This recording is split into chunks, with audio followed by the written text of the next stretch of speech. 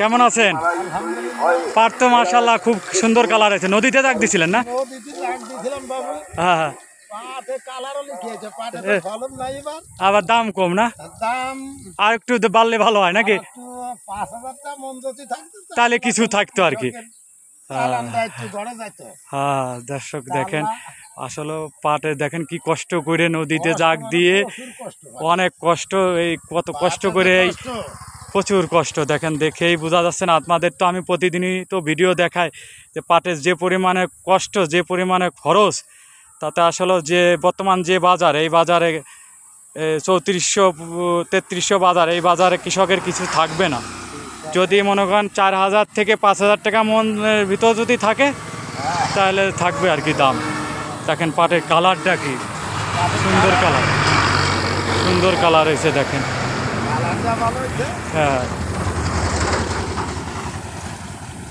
আমাদের ফরিদপুর হচ্ছিল পাটের জন্য বিখ্যাত।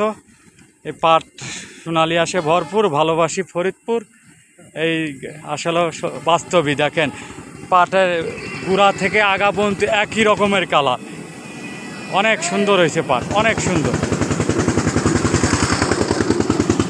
পাট অনেক কষ্ট করে নদীতে জাগ দিয়ে মনে করেন পরিষ্কার করে কত রকম ধুয়ে তারপরে দেখেন এই কালারটা বানাইছে। দর্শক অনেক পরিশ্রম, পাটে অনেক পরিশ্রম, তা সেই তুলনায় আর কি দাম সেরকমটা হচ্ছে না। এই পাট আমাদের বিভিন্ন বাইরে দেশে রপ্তানি হচ্ছে, পাটগুলো যাচ্ছে, অনেকই হচ্ছে। আসলে এই যে এরকম দাম থাকলে তো সামনেবার কৃষক তো এই চাষ আর করবে না মনে হচ্ছে, যে দাম সামনে তো মনে করেন সবার মুখে শোনা যাচ্ছে যে ভুট্টা চাষ করবে আর কি, কারণ ভুট্টাতে খরচ কম, লাভ বেশি, তাই না?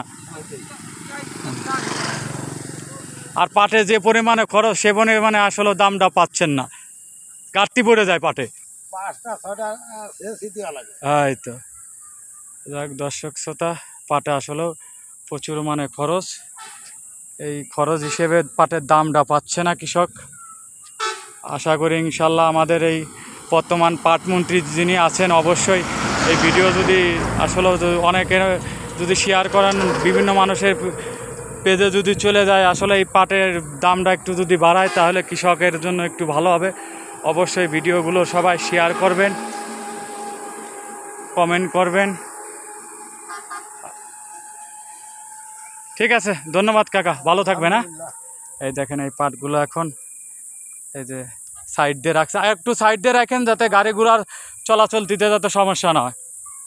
এই যে এগুলো মনে করেন পরবর্তীতে এই ধরা বাইন দিয়ে রাখছে, পরে ভ্যানে উঠাই নিয়ে যাবে। এইভাবে আর কি দেখেন কতভাবে, কত সিস্টেম করে পাটগুলো মানে আসলেও কৃষক ভাইরা এই পাটগুলো চাষাবাদ করেন। আপনাদের তো বুনান থেকে শুরু করে কুবানো, নিড়ানো, সেচ দিয়া সব কিছুই দেখাইছি।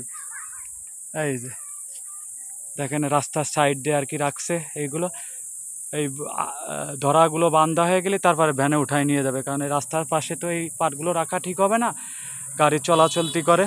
ঠিক আছে, সবাই ভালো থাকবেন। ভিডিওটা ভালো লাগলে অবশ্যই লাইক, কমেন্ট, শেয়ার দেবেন। পেজে যারা নতুন হয়ে থাকেন তারা অবশ্যই পেজটিকে ফলো দিবেন, পাশে থাকবেন ইনশাল্লাহ। সবাই ভালো থাকবেন, সুস্থ থাকবেন। এই পর্যন্ত আজকের মতো, আল্লাহ হাফেজ।